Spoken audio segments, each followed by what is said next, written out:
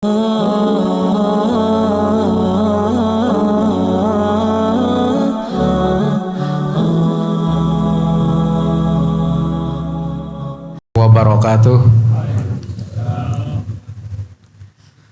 Alhamdulillahirabbil alamin. Nahmaduhu wa nasta'inuhu wa nastaghfiruh wa na'udzu billahi min syururi anfusina wa min sayyiati a'malina. May yahdihillahu fala mudhillalah wa may yudlil fala hadiyalah. Asyhadu an la ilaha illallah wahdahu la syarikalah wa asyhadu anna Muhammadan abduhu wa rasuluh la nabiyya ba'dah. Allahumma salli wa sallim ala nabina Muhammad wa ala alihi wa ashabihi ajma'in, amma ba'du. Qala Allah ta'ala a'udzu billahi minasyaitonir rajim.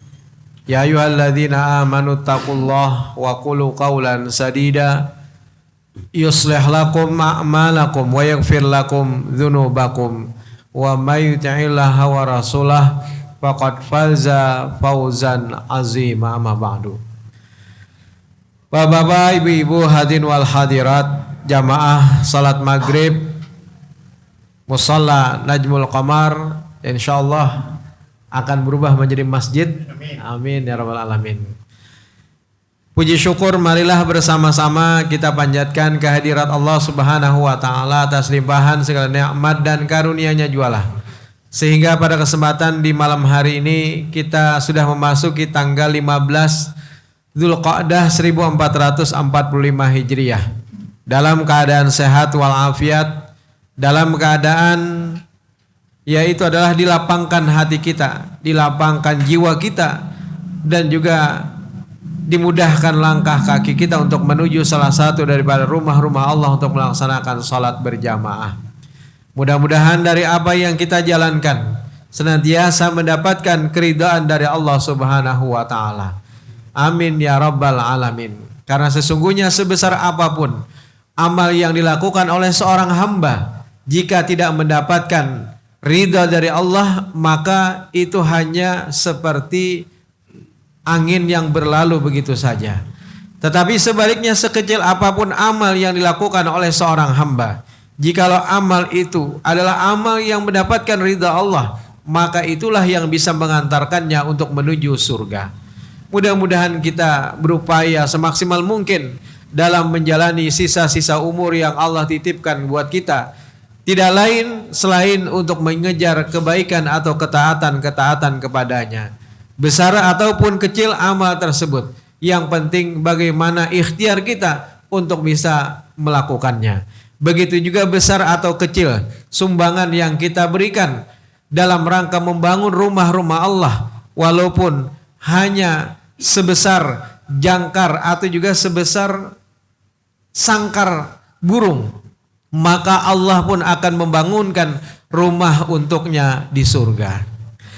Salawat dan salam semoga senantiasa tercurah kepada Nabi kita Muhammad sallallahu alaihi wasallam beserta keluarga, para sahabat, tabi'in serta pengikut beliau yang senantiasa istiqamah menjalankan sunnah-sunnah makbulahnya hingga akhir zaman. Bapak Ibu sekalian yang dirahmati Allah, kita berada di bulan-bulan haram. Yang pada hari ini kita sudah berada di pertengahan daripada bulan Dzulqa'dah. Dan sebentar lagi, tidak berapa lama lagi, kurang lebih setengah bulan lagi, kita akan memasuki bulan haram selanjutnya. Yang di bulan itu berkumpul ibadah-ibadah yang menjadi syiar-syiar agama Allah Subhanahu wa taala, yaitu adalah bulan Dzulhijjah. Bahkan Allah Subhanahu wa taala bersumpah demi hari-hari yang mulia pada tanggal 1 sampai dengan 10 Dzulhijjah dengan firman-Nya wal fajr walayalin asyar wasyaf'i wal watar, demi waktu fajar dan demi malam yang 10 dan juga demi yang genap dan juga yang ganjil. Oleh karena itulah kita berupaya untuk menggapai peluang yang terbaik yang sudah Allah berikan kepada kita, yang insya Allah sebentar lagi akan ada di hadapan kita. Setelah kita melewati peluang 10 hari terakhir Ramadan, Kini ada lagi peluang untuk dapat meningkatkan amal-amal terbaik. Bahkan apabila seseorang melakukan amal-amal pada waktu-waktu itu adalah menjadi amal yang paling dicintai oleh Allah Subhanahu wa taala. Ibarat cinta, kalau seseorang sudah cinta, maka niscaya apapun yang diinginkan pasti akan diberikan. Begitu juga ketika kita menjadikan Allah cinta kepada kita, maka apa yang kita inginkan juga akan diberikan oleh Allah Subhanahu wa taala. Bapak Ibu sekalian yang dirahmati Allah, oleh karena itulah mari sama-sama kita raih keutamaan yang Allah berikan nanti, yaitu dengan memaksimalkan amal-amal di 10 hari daripada bulan Dzulhijjah nanti. Dengan amal-amal apa saja kita bisa meraih? Bagi mereka yang berkesempatan untuk melaksanakan ibadah haji di tahun ini, maka laksanakanlah ibadah haji dengan sebaik-baik amal. Karena juga syaitan tidak tinggal diam, Pak. Syaitan pun juga berupaya untuk menggagalkan ibadah haji yang dikerjakan oleh kaum muslimin. Jadi upaya syaitan untuk bisa menjauhkan dari haji yang mabrur itu ternyata juga tidak kalah. Usaha mereka tentunya berupaya agar manusia tidak mendapatkan haji yang mabrur. Oleh karena itulah upaya yang dilakukan oleh syaitan itu bisa kita tangkal atau juga bisa kita jauhkan dengan upaya seorang muslim ketika dia melaksanakan ibadah hajinya, maka laksanakanlah atau kerjakanlah pertama adalah dengan ikhlas lillahi ta'ala. Nah Bapak Ibu sekalian yang dirahmati Allah, memang untuk mendapatkan haji yang mabrur tadi tidak semudah membalikan telapak tangan. Banyak godaan, banyak tantangan yang dihadapi. Dimulai dari berangkat sampai nanti pulang pada saat ibadah tersebut dia kerjakan. Tujuan seseorang dalam pelaksanaan ibadah haji tiada lain kecuali hanya untuk meraih ridha Allah Subhanahu wa taala. Oleh karena itu yang mesti dilakukan atau dicamkan oleh para jamaah haji itu adalah nilai keikhlasan dari ibadah tersebut. Dia tidak peduli apakah sepulang haji orang memanggilnya dengan sebutan Pak Haji ataupun tidak, itu bukan menjadi tujuannya. Yang penting tujuannya adalah dia berupaya untuk bisa mendapatkan haji yang mabrur, Pak. Jadi jangan misalnya imbah tertinggal nama Sidin di undangan tulisan hak sangit Sidin. Itu artinya apa? Artinya Sidin melaksanakan ibadah haji itu bukan karena Allah, tapi ingin ada tambahan hak di depan namanya. Memang yang namanya tambahan haji itu juga bukan perkara yang salah. Tapi jikalau orang tidak menyebutnya Pak Haji, dia juga tidak marah, Pak. Dalam artian mau orang menyebutnya dengan sebutan awalnya haji ataupun tidak, itu bukan menjadi tujuannya. Karena apa? Tujuannya ibadah haji itu adalah untuk mencari pahala dari Allah Subhanahu wa taala, yaitu ganjarannya adalah surga. Wal hajjul mabrur laisa lahu jaza illal jannah. Dan haji yang mabrur tidak ada balasan lain kecuali hanyalah surga. Nah, Bapak Ibu sekalian yang dirahmati Allah, bahkan ada cerita ada orang yang tidak berangkat haji, Pak, tapi ternyata dia mendapatkan haji yang mabrur. Justru orang yang berangkat haji semua hajinya ditolak, Pak. Ada kisah Ibnu Mubarak menceritakan ketika beliau sedang tertidur di Masjidil Haram ketika itu. Ternyata beliau dalam tidurnya bermimpi. Tapi ini bukan hadis, ini hanya cerita saja. Beliau bermimpi, dalam mimpinya beliau mendengar percakapan dua malaikat. Apa percakapannya? Kata yang satu mengatakan, sesungguhnya ibadah haji yang dikerjakan oleh jamaah haji semuanya, ya dulu bukan sekarang, malah kita doakan mudah-mudahan jamaah haji yang melaksanakan ibadah haji tahun ini mereka bisa mendapatkan haji yang mabrur. Amin ya rabbal alamin. Dulu ketika cerita itu dikisahkan, dua malaikat ini saling bercakap-cakap di dalam mimpi Ibnu Mubarak ketika itu, bahwa semua jamaah haji yang berangkat ibadah haji ternyata hajinya tertolak ketika itu.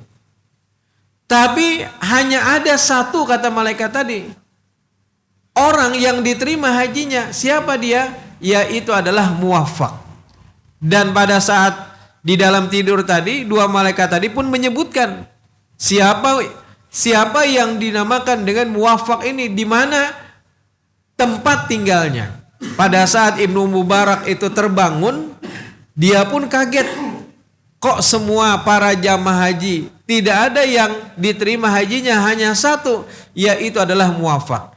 Dia pun mencari tahu, ingin menggali informasi apa yang menyebabkan haji orang ini diterima oleh Allah, dan dia menjadi satu-satunya orang yang hajinya diterima.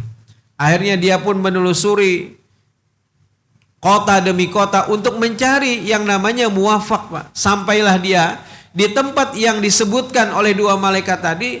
Kemudian akhirnya dia pun mendapati orang yang bernama muwafaq. Pada saat itu dia pun ingin menggali informasi atau bertanya, apa sebenarnya rahasia yang dilakukan oleh muwafaq sehingga hanya dia yang hajinya diterima oleh Allah Subhanahu wa taala. Ditanyalah awal, kapan engkau berangkat haji? Maka muwafaq pun berkata, aku tidak pernah berangkat ibadah haji. Tambah kaget, Pak. Kok dia tidak pernah berangkat haji? Ternyata hajinya diterima. Oh, rupanya setelah digali informasi, dulu memang muwafaq ini ingin berangkat haji. Dia sudah mengumpulkan uang, Pak. Bahkan begitu lama karena dia adalah hanya tukang sol sepatu. Bahkan kemarin kan ada berita, Pak. Tukang parkir mengumpulkan uang bertahun-tahun, alhamdulillah bisa menunaikan ibadah haji. Jadi sebenarnya yang namanya haji itu kadang-kadang tidak bisa kita sangka-sangka jalan. Ada orang kaya melimpah harta, tapi ternyata tidak ada jalan baginya untuk melaksanakan ibadah haji. Karena haji itu adalah panggilan dari Allah Subhanahu wa ta'ala. Tapi ada juga orang yang biasa-biasa saja. Ternyata alhamdulillah Allah memanggilnya untuk melaksanakan ibadah haji, Pak. Oleh karena itulah jikalau ada kesempatan undangan Allah Subhanahu wa taala sudah sampai kepada kita, maka jangan ditunda-tunda, Pak. Kadang-kadang kalau orang menunda-nunda itu habis duitnya. Kadang-kadang misalnya pada saat dia ada niat untuk melaksanakan ibadah haji, tapi ternyata ada kebutuhan lain, memperbaiki rumah kah misalnya, atau bisa jadi adalah untuk membeli mobil baru kah? Bisa jadi kada jadi, Pak. Karena apa? Karena undangan Allah Subhanahu wa taala itu adalah undangan yang mesti harus kita perhatikan betul. Nah, bahkan suatu ketika ulun hanya sekedar bercerita saja, mudah-mudahan ini adalah bukan sesuatu yang bisa mendatangkan kita ria. Jadi tahun 2007 itu ketika itu waktu tunggu cuma 2 tahun, Pak. 2005 mendaftar, kebetulan belum menikah ketika itu. Kemudian 2007 ada panggilan untuk melaksanakan ibadah haji tahun 2007. Nah, Bapak Ibu sekalian yang dirahmati Allah, ternyata pada saat itu bertepatan dengan yang namanya ujian atau tes CPNS. Bahkan tinggal wawancara aja lah, Pak. Tinggal wawancara dan hanya tinggal 2 orang ketika itu. Tinggal 2 orang. Kemudian ternyata wawancara itu adalah di hari Sabtu. Hari Sabtu bertepatan dengan keberangkatan ibadah haji yang juga hari Sabtu, Pak. Sama-sama pukul 9. Tesnya, wawancaranya itu mulai pukul 9. Pesawat itu berangkat juga pukul 9. Nah, 2 pilihan yang ya sulit bagi kita. Kira-kira seperti apa kita menentukan? Apakah ambil tes CPNS? Banyak memang orang yang menyayangkan, kenapa kok tidak ambil? Padahal kesempatan itu tidak datang 2 kali. Tidak datang 2 kali. Bisa jadi itu kesempatan yang hanya terjadi 1 kali, dan bisa jadi tidak ada kesempatan lain. Nah, yang namanya haji kan, ujar sebagian orang mengusulkan atau menyarankan, kan kau aja kena banyak aja jalan misalnya dengan plus kah? Wah ini kan baik plus bisa bertahun-tahun. Bahari itu reguler cuma 2 tahun. Kalau sekarang reguler sudah sampai 35-37 tahun. Jadi pilihan yang sulit ketika itu. Nah akhirnya apa? Kita melaksanakan, kita berupaya untuk negosiasi. Kaulah tesnya itu ditunda. Mungkin setelah kepulangan misalnya. Kata pihak daripada panitia tidak bisa lagi karena itu sudah ditetapkan oleh pusat. Begitu juga Jasidin, adakah kloter terakhir atau juga gelombang terakhir? Ternyata itu satu-satunya gelombang terakhir sudah. Kada lagi mbah itu karena itu sudah paling akhir benar. Nah akhirnya apa? Kita harus menentukan, tidak bisa mengambil kedua-duanya. Harus mengambil salah satunya. Nah akhirnya pada saat itu setelah kita meminta izin atau juga meminta saran, kemudian juga istikharah, lalu kita pun memilih panggilan atau undangan Allah Subhanahu wa taala. Ya sudah ditinggalkan, dilupakan Pak. Dilupakan. Yang bisa menghibur kita adalah hanya melihat Ka'bah. Ketika kita melihat Ka'bah, maka pada saat itu terhiburlah hati yang awalnya sedih. Alhamdulillah ternyata pilihan itu tidak salah Pak. Jadi jikalau kita memilih undangan Allah Subhanahu wa taala, maka insya Allah Allah pun akan memberikan gantinya. Nah, alhamdulillah ternyata di tahun 2007 tidak bisa. Ternyata alhamdulillah ada penerimaan di tempat lain Pak. Tahun 2008-nya. Langsung Allah ganti seketika. Langsung Allah bayar seketika apa yang sudah kita berikan, yang dalam hal ini mengikhlaskan apa yang sudah ditinggalkan.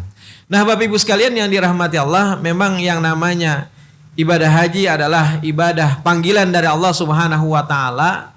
Jadi pada saat itu muwafaq namanya, pada saat itu dia sudah mengumpulkan uang. Tapi ternyata suatu ketika istrinya mencium bau yang sedap dari rumah tetangga. Karena istrinya ketika itu sedang hamil Pak, sedang hamil. Maka istrinya pun bilang kepada muwafaq, wahai suamiku, mintakan kepada tetangga kita makanan yang sedang ia masak.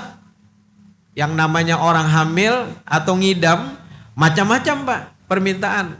Ada aja bisi mangga di rumah, hendak minta mangga orang Pak. Atau ada juga orang yang ketika ngidam itu misalnya mencium knalpot kah misalnya, dan macam-macam. Yang namanya permintaan ngidam itu kan ibu-ibu mungkin tahu. Nah Bapak Ibu sekalian yang dirahmati Allah, akhirnya apa? Muwafaq pun berangkat ke rumah tetangga sebelah. Dia minta, wahai ibu, diketok rumah, kemudian keluarlah seorang wanita tua. Kemudian muwafaq pun minta, wahai ibu, bisakah saya minta masakan yang ibu masak? Karena istriku sedang mengidam. Akhirnya apa? Ibu tadi pun bilang kepada muwafaq, wahai tuan, sesungguhnya makanan ini adalah halal bagi kami dan haram bagi tuan. Kaget muwafaq, apa sebabnya engkau mengatakan ini adalah halal bagimu sementara haram bagi kami? Maka ibu tadi pun menceritakan bahwa makanan atau masakan yang ia masak itu adalah berasal dari keledai. Keledai yang sudah mati Pak. Yang sudah mati dalam artian sudah bangkai, belum membusuk memang, hanya mati karena orang ini atau ibu tadi dan keluarganya sedang kelaparan, maka akhirnya dia pun memasak masakan dari bangkai tersebut Pak. Yang namanya bangkai itu kan bukan hanya sesuatu yang busuk. Kalau yang busuk itu bukan bangkai lagi Pak. Ini sesuatu yang tanpa proses penyembelihan, itu bangkai Pak. Misalnya ada ayam tertabrak kendaraan, kita tidak sempat menyembelihnya, maka jadi bangkai. Tapi kalau misalnya ada ayam masih kelapak-kelapak bergerak, kemudian kita ambil pisau langsung bismillah Allahu Akbar, maka itu halal. Jadi belum disebut bangkai. Jadi sempat kita menyembelihnya, asalkan belum mati, maka itu dihalalkan. Asal jangan ayam tetangga aja baik. Ini ayam sorang, tertabrak kendaraan langsung kita sembelih. Nah, muwafaq tadi pun mendengar cerita ibu langsung terenyuh hatinya. mendengar ibu tadi tidak bisa makan, akhirnya makan bangkai. Kemudian muafak pun pulang ke rumahnya, mengambil tabungan dari ibadah hajinya, Pak, yang sudah dia kumpulkan bertahun-tahun. Kemudian dia datang ke ibu tadi, wahai ibu, saya berikan uang ini untuk ibu dan sekeluarga. Belilah makanan ibu dan sekeluarga.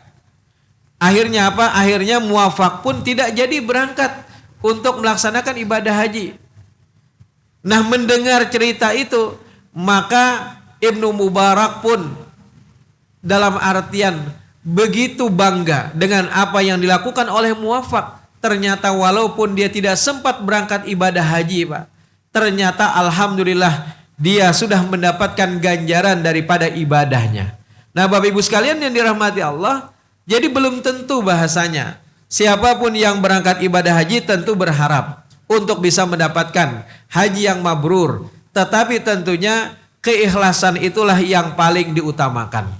Jadi sepulang daripada ibadah haji, dia juga memperbaiki amal-amalnya. Memperbaiki yang namanya dirinya sepulang daripada ibadah haji. Kemudian untuk bisa mendapatkan haji yang mabrur, itu juga tidak semudah yang kita bayangkan. Karena banyak godaan-godaan, tantangan-tantangan ketika melaksanakan ibadah haji. Maka itu Allah berfirman, Al-Hajju Asyhurum Ma'lumat. Haji itu adalah pada bulan-bulan yang dimaklumi. Faman farada fihinnal hajj fala rafatha wala fusuqa wala jidala. Janganlah dia berbuat pertama rafath, mengeluarkan kata-kata yang cabul. Kemudian wala fusuqa, berbuat zalim. Apalagi sampai memukul orang, baik, berbuat zalim atau juga melakukan perbuatan-perbuatan dosa. Wala jidala, dan jangan sampai melakukan perkelahian. Entah itu hanya berbantah-bantahan, apalagi yang sampai berkelahi secara fisik, Pak. Kadang-kadang ketika di Arafah, yang di situ mungkin banyak ngantri orang, ini tidak sabar-sabar, maka bisa terjadi perkelahian, Pak. Kadang-kadang juga di Mina, kalau tidak sabar, maka muncullah yang namanya perkelahian. Apalagi sidin jagau di Banua. Terbawa kita ke sana, Pak. Bisa telawani orang misalnya. Nah, inilah perlu kesabaran yang ekstra. Nah, jadi jangankan antara orang dengan orang, Pak. Antar suami istri saja bisa jadi muncul yang namanya perkelahian. Ada Pak yang berkelahi dari matan berangkat sampai bulik, ya berkelahi terus. Laki bini, Pak. Bahkan ada juga yang sampai bercerai. Nauzubillah. Jadi sampai bercerai di sana ada, Pak. Ternyata kejadian akhirnya oleh jamaah yang lain terpaksa dipisah, Pak. Yang asalnya tadi suami istri sakamar terpaksa dipisah. Nah, inilah banyak godaan, banyak tantangan yang dihadapi untuk bisa meraih haji yang mabrur. Nah, Bapak Ibu sekalian yang dirahmati Allah, kemudian khudhu anni manasikakum, ambillah manasik haji dariku untuk kamu sekalian, kata Nabi. Jadi kalau kita ingin mendapatkan haji yang mabrur, maka ikutilah tuntunan Nabi SAW. Dalam HPT, Himpunan Putusan Tarjih, juga sudah menyebutkan tentang tata cara di dalam pelaksanaan ibadah haji, Pak.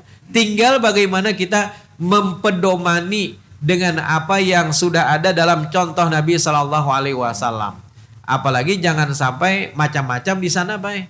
Kemarin aja sampai ditangkap kan beritanya 2 jamaah haji kita. Nah, 2 jamaah haji kita ini jadi pengumuman pertama, jangan berkerumun, jangan membuat keonaran, jangan membentangkan spanduk, jangan berfoto. Berfoto di sekitar Ka'bah misalnya. Apalagi main game, Bay. Ada bapak-bapak di muka Ka'bah main game, nauzubillah. Main game kayak kekanakan aja lagi. Nah. Ada videonya, Pak. Video yang di-share orang yang dia main game di hadapan Ka'bah. Jadi ibadah haji yang siogianya menjadi tujuan kadang-kadang di nomor sekian kan.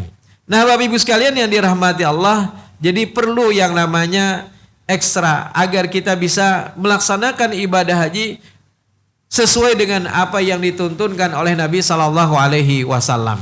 Jadi ibadah yang bisa kita maksimalkan pada 10 hari daripada bulan Dzulhijjah khususnya, salah satunya adalah ibadah haji dan juga ibadah umrah. Kemudian yang kedua, ibadah apa lagi? Yaitu adalah melaksanakan yang namanya udhiyah atau juga penyembelihan hewan kurban. Bahkan Allah Subhanahu wa taala menegaskan dalam surah Al-Kautsar, "Inna a'tayna kal kautsar." Sesungguhnya kami telah memberikan kepadamu nikmat yang banyak. Fasholli li rabbika wanhar. Dan dirikanlah salat karena Rabbmu. Wanhar, dan berkurbanlah. Jadi para ulama menegaskan bahwa hukum daripada ibadah kurban itu adalah ada yang mengatakan wajib, ada juga yang mengatakan sunnah muakkadah, Pak. Tapi sekalipun sunnah muakkadah, maka karena di dalam ibadah kurban itu mengandung kebaikan yang banyak, Pak, maka hendaknya jikalau kita ada kelebihan harta, berkurbanlah.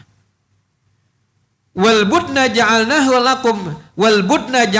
lakum min sya'airillahi lakum fiha khair. Dan telah kami jadikan unta itu sebagian daripada syiar agama Allah. Fiha khair, di dalamnya ada kebaikan, Pak. Jadi saking banyaknya kebaikan yang ada dalam ibadah kurban, sampai-sampai jika dibandingkan dengan infak biasa, itu lebih mulia berkurban. Misalnya, ini tahun ini berapa di sini? 3 juta. Oke. Nah, masih ada kesempatan lah. Nah, Bapak Ibu sekalian, siapa yang ingin meraih kebaikan yang sempurna, kebaikan yang besar, maka masih ada kesempatan untuk berkurban, kata panitia. Sampai tanggal berapa? Oh, karena dibatasi. Oh, dibatasi. Oh, sudah ditutup. Nah, mungkin di masjid yang lain masih ada kesempatan. Nah, Bapak Ibu sekalian yang dirahmati Allah, saking besarnya keutamaan yang ada pada ibadah kurban, maka dibandingkan dengan sedekah biasa, Pak. Kurban 3 juta misalnya.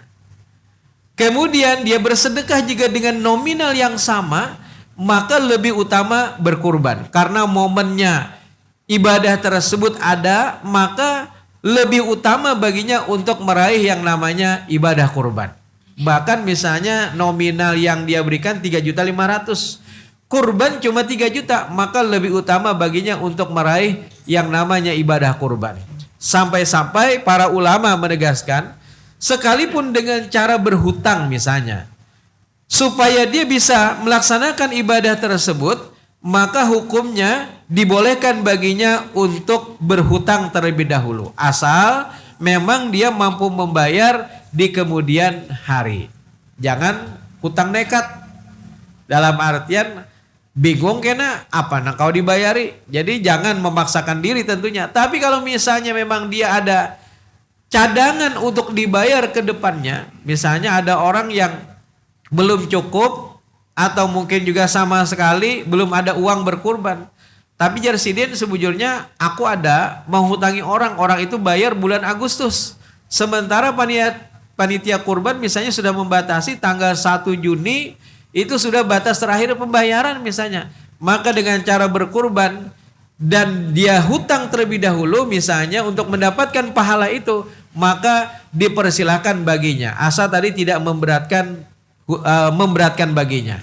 Cuma kalau misalnya memberatkan tentu jangan, Pak. La yukallifullahu nafsan illa wus'aha. Allah tidaklah membebani seseorang kecuali sesuai dengan kesanggupannya. Nah, Bapak Ibu sekalian yang dirahmati Allah, bahkan misalnya ada orang dia punya uang cuma 1 juta misalnya, masih kurang 2 juta. Kurban misalnya 3 juta tadi. Dia punya hanya 1 juta. Lalu ada orang yang memberikan hadiah kepada orang tadi untuk menggenapi, Pak. Maka dengan cara yang seperti itu diperbolehkan baginya.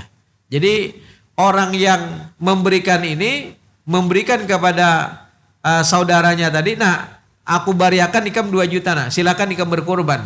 Maka itu boleh diatasnamakan orang yang diberi tersebut, Pak.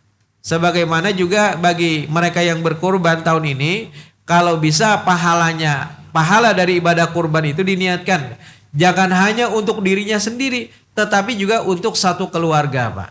Jadi supaya anak dapat pahala, istri juga dapat pahala, maka niatkan ibadah kurban pian itu untuk pian dan juga untuk keluarga pian. Dan itu ada dalilnya. Nabi SAW pernah membeli 2 ekor kibas, ishtara bikabsyain, azimain yang besar, saminain yang gemuk, akranain yang memiliki 2 tanduk, maksudnya yang sudah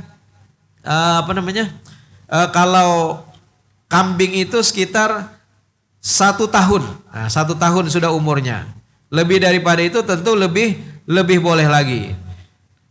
Kemudian maujuain yang tidak dikebiri. Amlahain yang enak dipandang mata. Maksudnya kada kurus benar baik kambingnya atau sapinya. Kemudian fadzabaha ahaduhuma. Nabi menyembelih yang satu untuk siapa? An ummatihi liman syahida bitahud. Kata Nabi adalah untuk umatku, siapa di antara mereka yang sudah bersyahadat. Maksudnya umat Nabi Muhammad SAW yang dia tidak mampu sepanjang hidupnya berkurban, maka mereka sudah dikurbankan oleh Nabi. Yang satu lagi untuk siapa?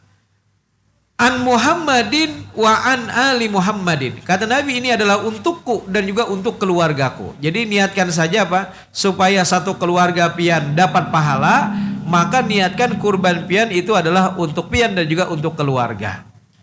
Bahkan cakupannya yang meninggal dunia dalam satu keluarga itu pun juga boleh Pak, silahkan. Misalnya ada di antara keluarga kita yang sudah meninggal dunia, suami misalnya berkorban, istrinya sudah meninggal dunia, niatkan juga untuk istri yang sudah meninggal dunia. Atau sebaliknya suami sudah meninggal, istrinya berkorban, maka niatkan juga untuk suaminya. Kada usah dinamakan nama sidin Pak, Bu. Jadi kada usah dinamakan nama orang yang sudah meninggal dunia, namakan kita yang masih hidup aja. Kita yang masih hidup yang berkorban, karena tujuan kurban itu adalah orang yang masih hidup. Jadi kalau seandainya kurban itu boleh untuk orang meninggal dunia, maka pastilah Nabi akan mengorbankan untuk istri beliau Khadijah. Pastilah Nabi akan mengorbankan untuk paman beliau Hamzah.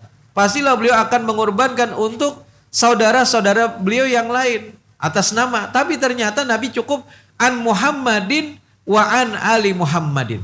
Ini kata Nabi untukku dan juga adalah untuk keluargaku.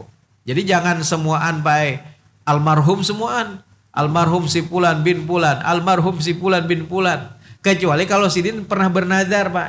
Misalnya 3 bulan yang lalu ketika Ramadan, Sidin sudah bernadar. Ya Sidin aku kena Idul Adha anak berkurban di Musala Najmul Qamar. Sekali Sidin sudah meninggal dunia di bulan Syawal misalnya. Maka bisa kita laksanakan kurban beliau atas nama beliau.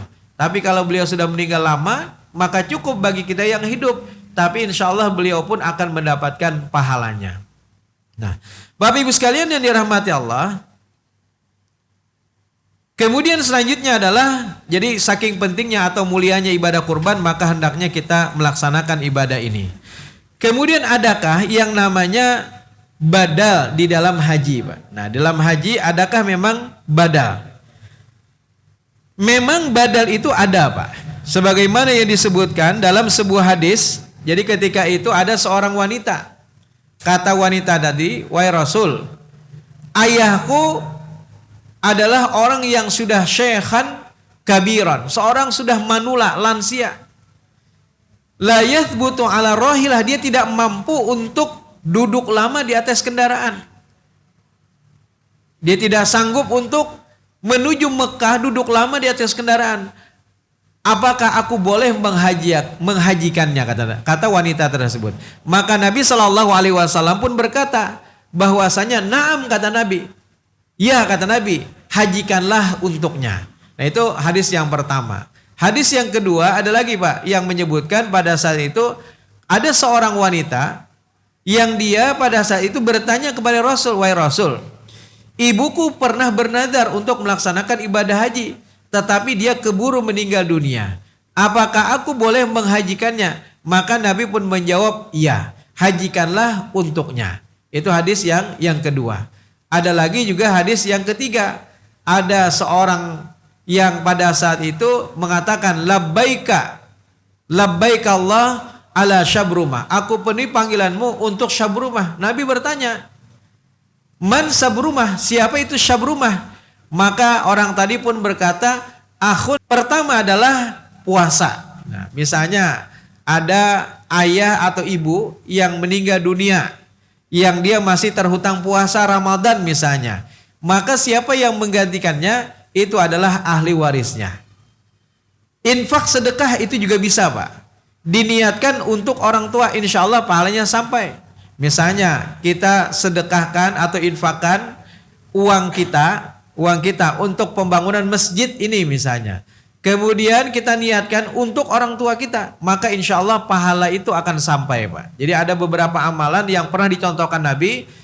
Pertama adalah infak sedekah, yang kedua adalah puasa, yang ketiga adalah haji, badal haji. Jadi haji itu tadi berdasarkan hadis atau keterangan Nabi. Nah selain daripada itu tidak ada Pak. Misalnya menggantikan sholat orang atau menggantikan sholat orang tua, itu kada apa-apa Misalnya orang tua kita gantikan sholatnya, maka itu tidak bisa. Karena apa? Karena itu tidak ada contohnya. Nah, jadi karena sholat itu kan kefarduan atas setiap muslim. Dalam segala apapun, keadaan apapun, kecuali dia sudah meninggal dunia ya disolatkan, tidak bisa lagi sholat. Kalau seandainya dia masih sakit saja, ada kewajiban baginya untuk tetap sholat. Kalau tidak bisa berdiri, bisa duduk. Kalau tidak bisa duduk, maka bisa berbaring. Karena kewajiban sholat itu tidak pernah berhenti, kecuali seseorang dalam keadaan meninggal atau dalam keadaan gila. Atau rufi al-qalam an salasin, dituliskan, diangkat pena atau tulisan dosa itu dari 3 orang. Pertama adalah anak kecil sampai dewasa, orang tertidur sampai dia bangun, orang gila sampai dia waras. Maka ketika dia gila, tidak ada kewajiban sholat baginya. Tidak ada kewajiban sholat baginya. Tapi sepanjang dia masih dalam keadaan normal, sekalipun sakit, maka kewajiban sholat itu tetap ada. Sehingga sholat itu salah satu ibadah yang tidak bisa diganti-gantikan oleh orang lain. Tapi kalau haji Pak, maka ada. Tapi syaratnya sebagaimana yang ada juga dalam jawaban Majlis Tarjih. Pertama adalah badal haji itu hanya bisa dikerjakan satu orang menggantikan satu orang Pak. Jadi kadang-kadang misalnya ada orang menawarkan badal haji, tapi yang dibadalkannya dan digantikannya semua orang, 50 orang misalnya, biasanya datang ke hotel-hotel menawari siapa nang hendak badal haji jar. Berapa gerang biayanya? Murah, cuma 5 juta. Itu dapat dipastikan atau juga dikhawatirkan itu hanya untuk mencari keuntungan. Kada bujur-bujur membadal Pak. Yang namanya badal itu adalah melakukan semua rangkaian ibadah haji. Dari umroh sampai dengan puncak haji dia kerjakan Pak. Sampai wukuf di Arafah dia lakukan, sampai melempar jumroh dia lakukan, sampai mabit di Mina dia lakukan. Jadi bukan sembarangan badal. Sehingga yang namanya badal dalam setiap tahunnya dia hanya bisa menggantikan satu orang. Tidak bisa satu orang itu membadalkan 50 orang. Kalau yang membadalkan banyak orang itu namanya hanya melempar jumroh, melempar atau melakukan jumroh. Ula, wusta, aqabah itu boleh digantikan Pak. Misalnya ada orang manula, lansia, sakit, tidak bisa melakukan jumroh, maka dia bisa digantikan. Jadi ketika misalnya ulun sebagai petugas atau mungkin juga sebagai anak boleh menggantikan. Lalu yang pertama ulun melempar untuk diri ulun dulu. Kemudian nanti ulun meniatkan untuk melempar orang yang ulun wakili. Nah kalau melakukan jumroh itu boleh mewakilkan banyak orang, mewakili banyak orang. Tapi kalau badal haji, mohon maaf, itu hanya untuk satu orang saja. Yang kedua adalah orang yang diwakili ini memang sakit, betul-betul sakit. Dalam artian tidak ada harapan sembuh Pak. Jadi kalau orang itu hanya sibuk lalu kada kau berangkat haji, itu kada kau dibadalkan Pak. Jadi orang itu memang sakit atau orang itu sudah meninggal dunia. Nah itu baru bisa dibadalkan. Yang ketiga, orang itu memang adalah orang yang sudah dianggap mampu untuk berangkat haji. Jadi kalau misalnya orang itu mampu tapi ternyata sakit, atau mampu tapi ternyata dia sudah keburu meninggal dunia, maka bisa dibadalkan. Maka bisa dibadalkan Pak. Tapi kalau misalnya tidak mampu ya tidak ada badal, karena yang namanya kewajiban itu hanya bagi orang yang mampu untuk melaksanakan ibadah haji. Yang keempat, sebaiknya dilakukan oleh siapa? Oleh anaknya atau oleh keluarganya. Sekalipun ada juga ulama yang mengatakan boleh dibadalkan oleh orang yang lain. Tapi tadi betul-betul mencari orang yang amanah dalam melaksanakan ibadah badal tersebut. Ibadah badal haji tersebut. Demikian yang bisa ulun sampaikan. Mudah-mudahan dapat meningkatkan kualitas iman dan takwa kita kepada Allah, khususnya di dalam melaksanakan ibadah udhiyah atau juga penyembelihan hewan kurban yang sebentar lagi akan datang, yang mari sama-sama kita syiarkan bagian daripada syiar-syiar agama Allah Subhanahu wa taala ini. Subhanakallahumma wa bihamdika asyhadu an la ilaha illa anta astaghfiruka wa atubu ilaik. Wassalamualaikum warahmatullahi wabarakatuh.